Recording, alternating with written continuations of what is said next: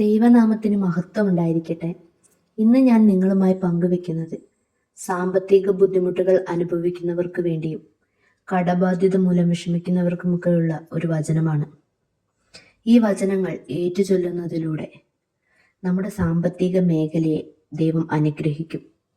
വചനങ്ങൾ ഏറ്റുചൊല്ലുന്നതിന് മുമ്പ് കർത്താവായ ദൈവമേ, അങ്ങയുടെ മകനായ അല്ലെങ്കിൽ മകളായ എൻ്റെ കടബാധ്യതകൾ സർവസമ്പത്തിൻ്റെയും ഉടമയായ അങ്ങയുടെ മുമ്പിൽ സമർപ്പിക്കുന്നു എന്ന് പറഞ്ഞു വേണം വചനങ്ങൾ ഏറ്റുചൊല്ലാൻ. ഒന്നാമത്തെ വചനം സുഭാഷിതങ്ങൾ 10:22. കർത്താവിൻ്റെ അനുഗ്രഹം സമ്പത്ത് നൽകുന്നു, അവിടുന്ന് അതിൽ ദുഃഖം കലർത്തുന്നില്ല. രണ്ടാമത്തെ വചനം പ്രഭാഷകൻ 11:21. ദരിദ്രനെ സമ്പന്നനാക്കാൻ കർത്താവിന് ഒരു നിമിഷം മതി. മൂന്നാമത്തെ വചനം നിയമാവർത്തനം 28:12.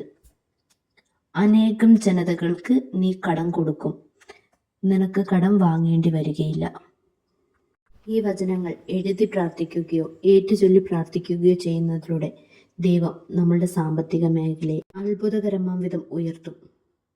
ഈ വചനങ്ങൾ ഏറ്റുചൊല്ലി പ്രാർത്ഥിക്കുന്നതിലൂടെ നിരവധി അത്ഭുതങ്ങൾ സംഭവിക്കട്ടെ എന്ന് നമുക്ക് പ്രാർത്ഥിക്കാം.